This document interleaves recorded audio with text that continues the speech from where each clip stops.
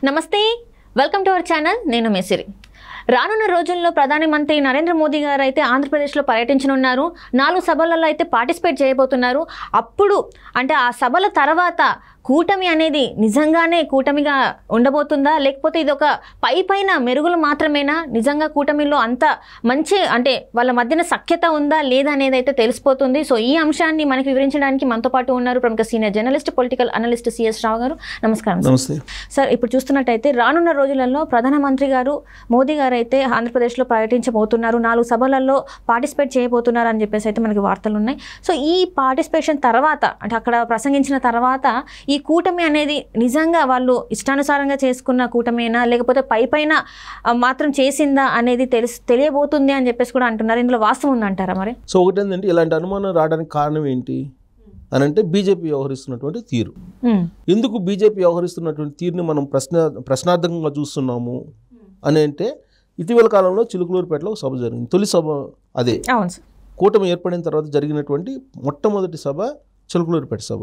ఆ సభలో నరేంద్ర మోడీ ప్రసంగాన్ని విన్న తర్వాత లేదా నరేంద్ర మోడీ, చంద్రబాబు నాయుడు, పవన్ కళ్యాణ్ మధ్య జరిగినటువంటి ఆ వ్యవహారాలు ఇవన్నీ కనుక చూస్తే, వేదిక మీద ఉన్నటువంటి పరిస్థితులు కనుక చూస్తే కూటమిలో సఖ్యత అనేది కొంత లోపించింది అనేటువంటి అభిప్రాయం ప్రజల్లోకి వెళ్ళింది.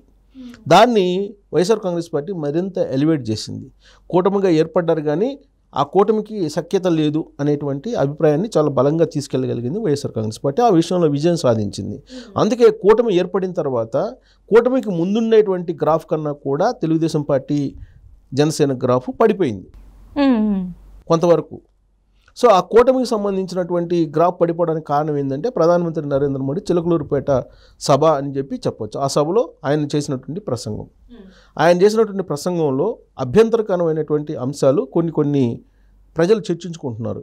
ఏంటి అభ్యంతరకరమైన అంశాలు అంటే 2014లో నరేంద్ర మోడీ స్పీచ్ని విన్నటువంటి వాళ్ళు కంపేర్ చేస్తున్నారు. అప్పుడేమో చంద్రబాబుజీ, పవన్జీ అంటూ సంబోధించారు. ఇప్పుడేమో చంద్రబాబు, పవన్ అని చెప్పి సంబోధిస్తున్నారు. ఇక్కడే వేరియేషన్ ఉంది. అంటే చంద్రబాబు, పవన్ అంటే లెక్కలేనితనం నరేంద్ర మోడీకి ఉంది అనేటువంటి విషయాన్ని ఒకదాన్ని ప్రస్తావిస్తున్నారు. రెండేంటంటే ఇక్కడ ఉన్నటువంటి ప్రభుత్వాన్ని, ప్రభుత్వం చేస్తున్న ప్రజా వ్యతిరేక విధానాల్ని విమర్శించడంలో ఆయన వెనకడుగు వేశారు, విమర్శించలేదు. ప్రత్యేకించి జగన్మోహన్ రెడ్డి గురించి ఒక్క మాట కూడా మాట్లాడలేదు.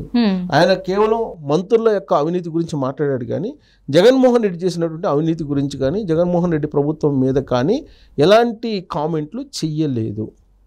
కాబట్టి నరేంద్ర మోడీ ప్రసంగం తూతూ మంత్రంగా జాగింది ప్రసంగం. ఆ ప్రసంగంలో పసలేదు అనేటువంటి అభిప్రాయం ప్రజల్లోకి వెళ్ళిపోయింది. అది నెగిటివ్ అయింది కూటమికి. సో ఈ 2 అంశాలు నెగిటివ్ అయినాయి. దీన్ని ఆల్రెడీ మీటింగ్ అయిపోయిన తర్వాత ప్రధానమంత్రి నరేంద్ర మోడీకి సంబంధించిన పిఎంఓ ఆఫీస్ పర్యవేక్షిస్తుంటుంది. కూటమి మీద ఈ సభ పాజిటివ్గా మారిందా, నెగిటివ్గా మారిందా అనేది ఎప్పటికప్పుడు బేరీజ్ వేసుకుంటుంది.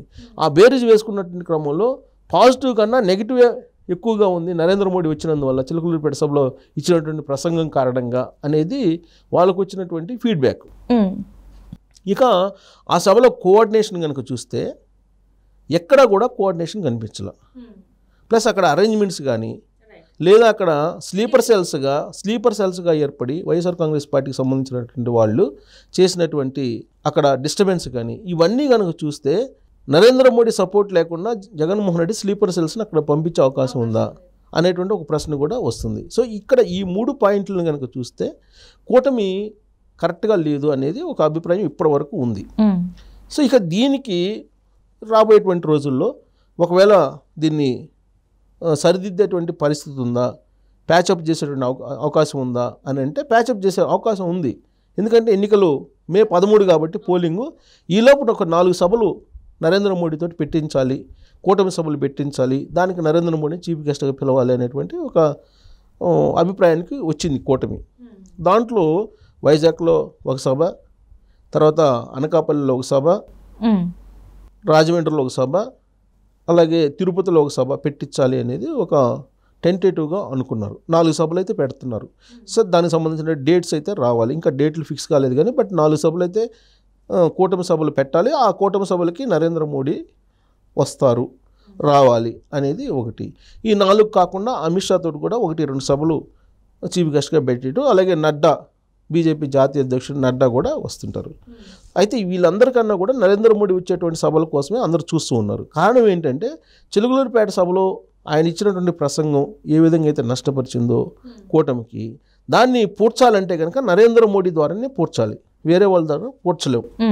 కాబట్టి ఆయన ఈసారి 4 సభల్లో పాల్గొనబోయేటువంటి సభల్లో ఆయన ఇచ్చేటువంటి స్పీచ్ ఏ విధంగా ఉండబోతుంది అనే దాని మీద ఆధారపడి ఉంది.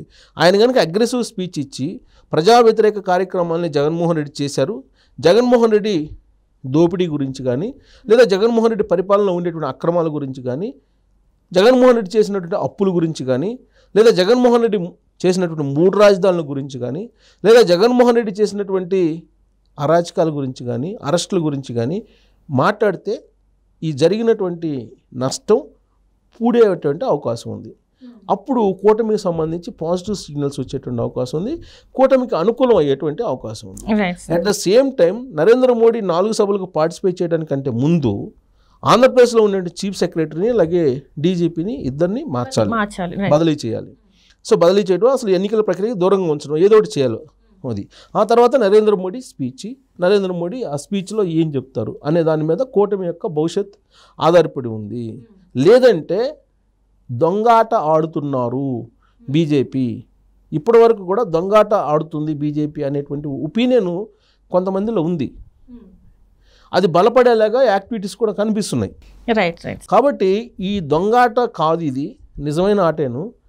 మా పొత్తు ధర్మంలో మేము ఖచ్చితంగానే ఉన్నాము, పొత్తు ధర్మాన్ని పాటిస్తున్నాము, పొత్తు ధర్మంలో ఏం చేయాలో అది చేస్తున్నాము అని చెప్పి ప్రజలకు ఒక సంకేతం పంపించాలి అని అంటే బలంగా నరేంద్ర మోడీ 4 సభల్లో జగన్మోహన్ రెడ్డిని టార్గెట్గా చేసుకుని మాట్లాడతారా లేదా, వైఎస్ఆర్ కాంగ్రెస్ పార్టీని టార్గెట్గా చేసుకుని మాట్లాడతారా, దీని మీద ఆధారపడి ఉంది. అంటే ఇక్కడ నాకు ఒక డౌట్ ఉంది సార్, అంటే మనం మాట్లాడుకుంది ఇందాక కూడా ఏంటంటే వైసీపీ చెప్తుంది ఎన్డీఏతోనే మేము ఉన్నాము అని చెప్పేసి, మరి ఇలాంటి సమయంలో మరి ప్రధాని మంత్రి గారు ఇట్లాంటి మాటలు మాట్లాడే అవకాశం ఉందా? ఎందుకంటే ఇప్పుడున్న ముఖ్యమంత్రి జగన్మోహన్ రెడ్డి గారు 10 సంవత్సరాలుగా బెయిల్ మీద ఉన్నారు, 10 సంవత్సరాల నుంచి ఇక్కడ బెయిల్ మీద ఉన్నారు. ఈ బెయిల్ ఎట్లా ఇన్ని రోజులు, అంటే ఇంతవరకు 10 సంవత్సరాలు బెయిల్ ఇచ్చింది అయితే ఎక్కడ ఏ మనిషి కూడా ఇచ్చి ఉండరు.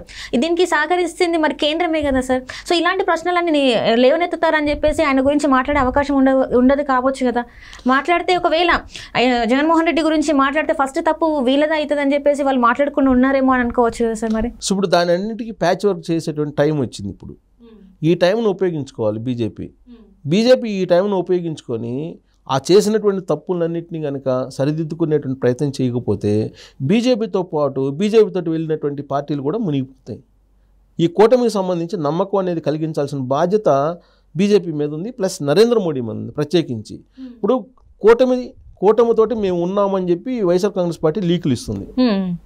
కూటమి అంటే ఎన్డీఏతోటి మేము ఉన్నాము అని చెప్పి లీకులు ఇస్తుంది. ఎందుకు? ప్రజలు అంటే ఒక మోరల్ సపోర్ట్ తీసుకోవడానికి తెలుగుదేశం పార్టీ జనసేన కూటమి కట్టింది కాబట్టి ఆ మోరల్ సపోర్ట్ ఏమి లేదు వాళ్ళకి. కూటమితోటి మేము కూడా ఉన్నాము అని చెప్పుకునే ప్రయత్నం అట్లా చాలా ప్లాన్డ్గా మైండ్గా మాడుతుంది. At the same time Narendra Modi support ఉంది వైసీపీకి అనేది కూడా ప్రజలకు తెలుసు. లేదంటే 10 సంవత్సరాల పాటు బెయిల్ మీద ఉండరుగా, సపోర్ట్ ఉందని కూడా తెలుసు. కాకపోతే ఇప్పుడు మారిపోయింది సినారియో, నెగిటివ్ వస్తుంది. నరేంద్ర మోడీ ఆశీస్సులతోటి 10 సంవత్సరాలకు పైగా బెయిల్ మీద ఉన్నారంటే ప్రజల్లో నెగిటివ్ వస్తుంది. సో ఆ నెగిటివ్ని దించేసుకోవాలని అంటే బీజేపీకి ఇది ఒక అవకాశం, మంచి అవకాశం.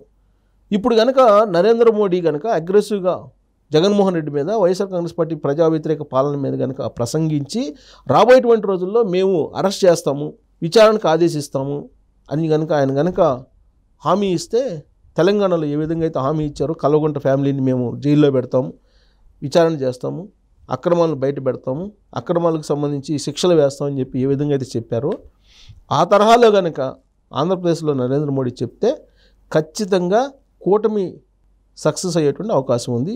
పొత్తు ధర్మాన్ని బీజేపీ పాటిస్తుంది అనేటువంటి ఒక ఒపీనియన్ కలిగేటువంటి అవకాశం ఉంది. అలా కాకుండా కర్ర ఎరగకుండా పాము జావకుండా నేను ప్రసంగిస్తాను అని చెప్పి కనుక నరేంద్ర మోడీ అనుకుంటే నష్టపోయేది ఆయనే, నష్టపోయేది బీజేపీని నమ్మరు.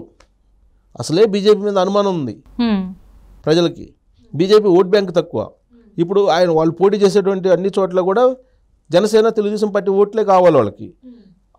ఈయన కనుక కర్రెరకుండా పోజాకుండా మాట్లాడితే జనసేనని బీజేపీ తెలుగుదేశం పార్టీని మోసం చేయడానికి నరేంద్ర మోడీ ఈ గేమ్ ఆడుతున్నారు, దొంగాట ఆడుతున్నారు అని చెప్పి ప్రజలు అనుకుంటారు, అనుకునే అవకాశం ఉంది. అప్పుడు ఖచ్చితంగా కూటమి నష్టపోయే అవకాశం ఉంది.